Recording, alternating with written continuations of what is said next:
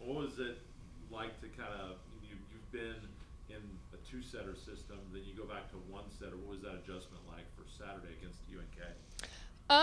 It was a little bit different. I mean, it was familiar territory for me. Like you said, I ran that offense here for 2 years, so but it was a little bit different getting back into it. I haven't really gotten a lot of the blocking reps and things like that, but I mean, I'm really comfortable and I trust all my teammates and all my hitters and stuff to be able to make plays and make the adjustment on the fly. So, What was that like for you guys to beat a program like UNK on the road and sweep them?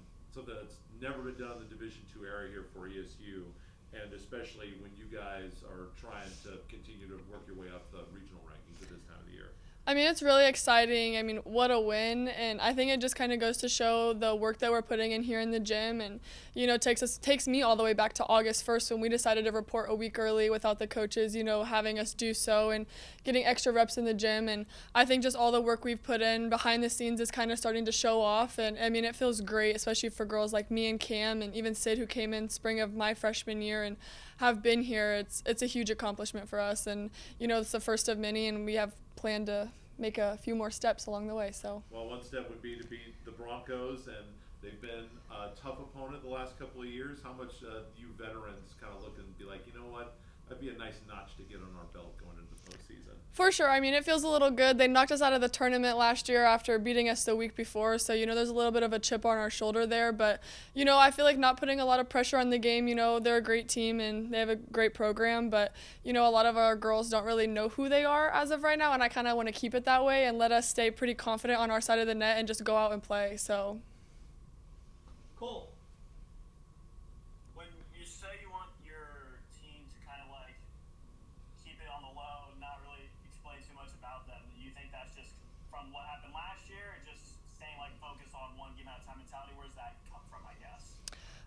I just think that it's best to not overhype a game or put too much pressure on it. We know they're a good team, but we also know we're in a great conference and there's not really any freebies. So I think overhyping a game because they're ranked can, lead to putting extra pressure on us as a team and, lead to maybe more errors or making players timid almost. And so I think just kind of letting us go out there and do what we know how to do. Obviously, we can beat ranked teams and beat great teams. And, I don't think we have to do anything different besides play Emporia State volleyball. So. Real quick, just talk about the tenacity of this team. When you get down at Kearney and you come back, you're down at Pitt and almost, just talk about that, man. Never give up attitude. Well, I would kind of give credit to the coaches a little bit. We do a lot of games at practice where we start down towards the end of the game and, have to work our way back. But, I think early on in this season we proved to ourselves that it doesn't really matter what the score is and we can go down a set or be down severely in a set and still be able to fight back. And, I think it just shows kind of the grit and compassion that is on our side of the court. And, it's never over till it's over and you only have to be better by 2 points. And so I think that's kind of something we've preached since the beginning of the season. And once you do it once or twice, it never gets easier, but you have a little bit more confidence in yourself that you can do it again. And then just talk about playing these last couple games here at home and what that means to be back in white. I'm really excited. It's a very different environment on the road, especially this year. We've had a lot more fans and having the band there. And it feels great to be here. It feels great to be in front of your own home crowd and, put on a show one more time here at White Auditorium. So I'm excited. All the girls are excited. Thank you. Thank you. To the year, the goal was to be competing for a top 25 spot, to be competing for a top 10 Central Regional ranking, entering the last week of the year. Mission accomplished. Did I say all those things? Are you kidding me?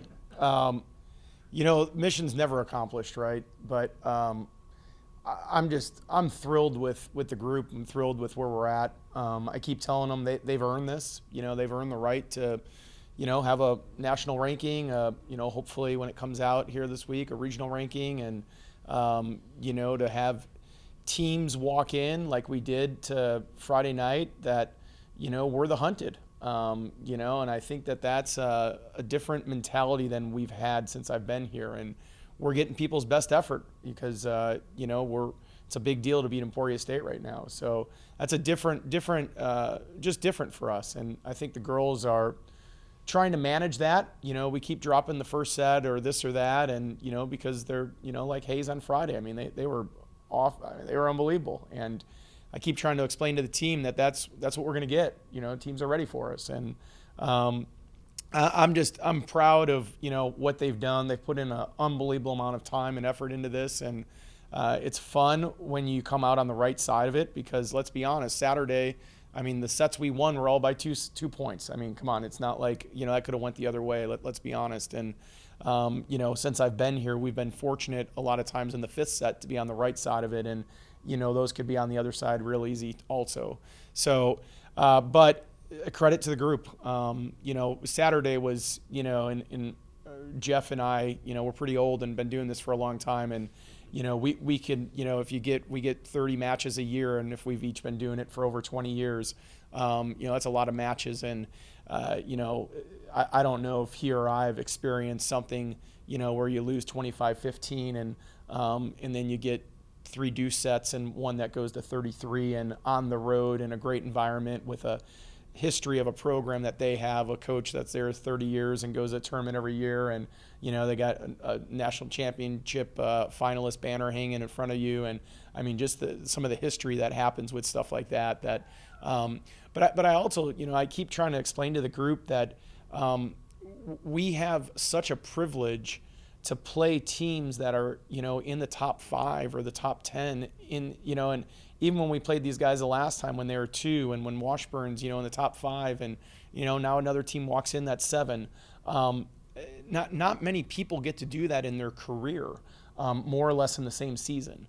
And, so let's embrace it, because it might not ever happen again. And I think we've tried to, obviously always take one match at a time, but that's been, just for my career, it's never happened like this, that you keep butting up against these teams that you're going to play twice in a season that are, in the top 5 or whatever. And it's awesome. It just speaks to the league, speaks to the coaches, speaks to the kids that are playing at this level, and it's a lot of fun.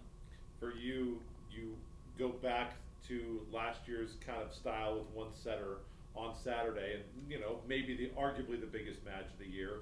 You get the setter of the week out of it, so probably a good move. How do you foresee kind of using the setters that you've had? You've had a lot of success with 2 setters this year, and obviously maybe the biggest win of the year was with 1 setter.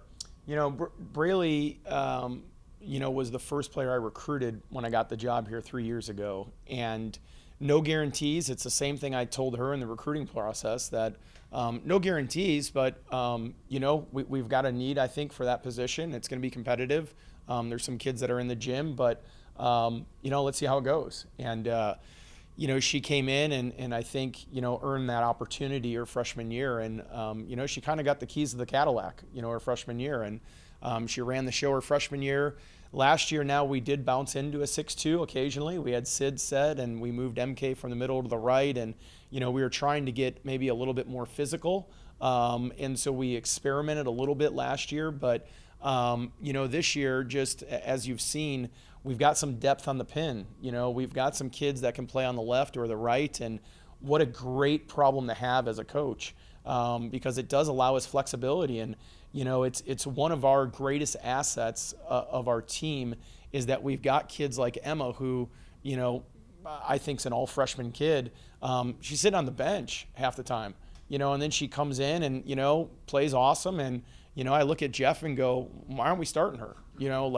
Well, we've got a grad student, and then we got a kid that jumps out of the gym on the other side, and we got another kid that so she's got to wait her turn or whatever. So it's been an unbelievable problem to have, but it's one of the reasons why, I'll be honest with you, I think our team, our record and what we're doing, because we've got players. Everybody doesn't have to play great on our team.